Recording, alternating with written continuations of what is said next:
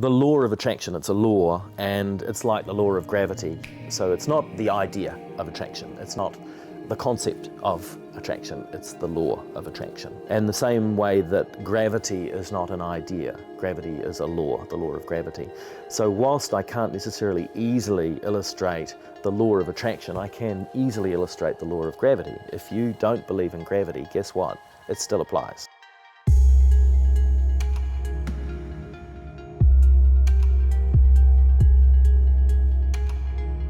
The very first time I can consciously recall doing it, and I had a chap coming over to work with me that day, and when he arrived, I said to him, "Okay, Pete, what's your goal?" And he said, "I want $5 for lunch." I said, "Come on, mate, dream big." And he turned it back on me and he said, "What's your goal?" And I'd found a wrecker who would sell me an alternator for $80. The reason the alternator was important was my little car needed to be push started every day. And as we're driving, in my mind, I'm just going $85, $85, $85, $85, $85, $85.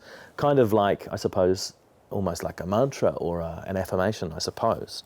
And out of the corner of my eye, as we're driving, I spied on the side of the road what looked like a wallet. One side of my brain said that was a wallet, and the other side said, no, it's not. And in the rear vision mirror, it's going backwards at 100 kilometres an hour.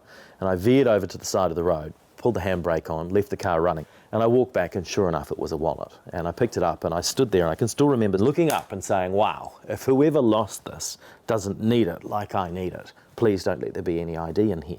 Which, when you're as broke as I was at that time, is a pretty fair request. And without going into too much more detail, I opened the wallet. There were no credit cards, no photographs, no receipts, no library cards, nothing, but $86 cash. From that day onwards, I started thinking that I would be lucky and I would have random, quirky, cool stuff happen to me, and that would be a bit of feedback from my environment that I was on track or off track. So at the point that I've needed relationship change or wanted relationship change, I've always found a wallet.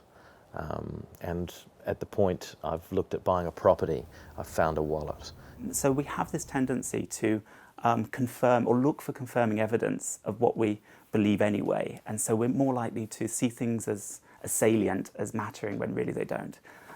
Did you ever notice how when you come across a new word for the first time, and then suddenly you keep coming across it time after time, that's because it's suddenly salient for you, it's because it matters to you? I don't understand it, I just believe it. So I've been on 49 wallets that I've found now for a wee while, and I'm fascinated that the 50th wallet hasn't just popped up yet. The 49 wallets is quite impressive. You sure he's not a kleptomaniac? No, I just. But it's interesting. The psychologists have looked at what makes people lucky, and one of the things that they have discovered is that more observant people are more lucky. They're all returned, so they all go to the police station. So often it's hard to return something because there's no ID, so I just take it to the police station. But that doesn't mean that somehow you're magically attracting these things with the power of your mind. It just means that you're changing your behaviour in various ways.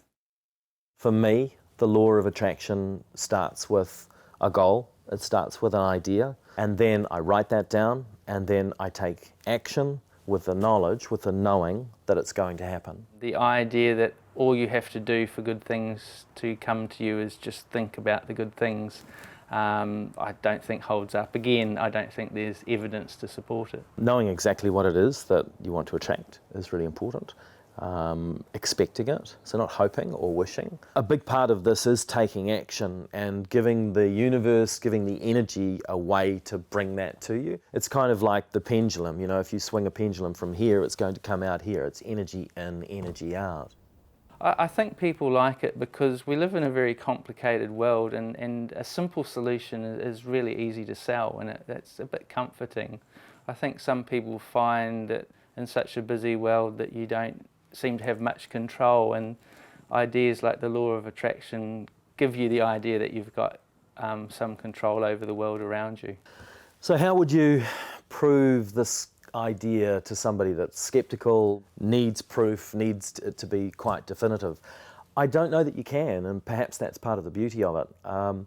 One thing I do know that has happened to most people, and I think it's part of the same energy, is I think pretty much all of us have been sitting at home at some point and we've suddenly thought, oh, Chris Fisher, Wonder what he's up to. Man, I haven't seen Chris in years. And then 5 minutes later, the phone rings, and it's Chris Fisher. Now, I guarantee you that has happened to everybody. Morning. This week's winning ticket, thanks. $26. I had always known what I would do if I would win lotto, and I'd always known that I would win lotto. In fact, I've kept for I don't know how many years all of my winning lotto tickets. So, here's 150 odd winning tickets. I suppose I must have in some way known that I needed to be able to substantiate this, to give people the chance to look at it in a more defined and measurable way. I knew I was going to win. I didn't know it would be that day. And I'd been away and I'd done all my affirmations and I'd written down my goals in my journal. And so I needed $30,000 for a garage for my house. And so I'd been going $30,000, $30,000, $30,000, $30,000, $30,000. That was my thought structure. So I looked at the ticket and she'd printed it off and it said claim, and then there was this number. And to me it said $27,635. And I've always been a little bit challenged around numbers. I'm kind of number dyslexic. And I didn't know quite how much I'd won. And the owner of the shop, they always know when they've sold a winning ticket. And Dave come out and he said, "Oh, Dino, it's you." And he said, "Okay, well, give me a deposit slip and it'll be in your account in 2 days." So I signed his form, and 2 days later, $2,760,000 landed in my account. But if it's about lottery, then it is luck. Because if you find yourself having won the lottery, say 150 times, you're going to think, my goodness, something's going on here. What's happening? And if you also think that you can somehow control the world with the power of your mind, then you might say that's what's happening. Is there any value at all to the laws of attraction? I'd suggest that there's slivers of good stuff and a whole lot of bullshit, basically. So if you're cynical and skeptical, then this probably isn't going to work for you, but there'll be facets of this that you're already applying, perhaps unknowingly, that you're using. In fact, it's working right now for every single one of us. It's working. I think that the law of attraction is not a law in the sense of we think about physical laws. It's not like a law of biology or a law of physics or a law of chemistry. I mean, basically, it's a claim that we can control the world far away from us just with the power of our thoughts. That's known as telekinesis, and that's just false. This is what I do. This works for me.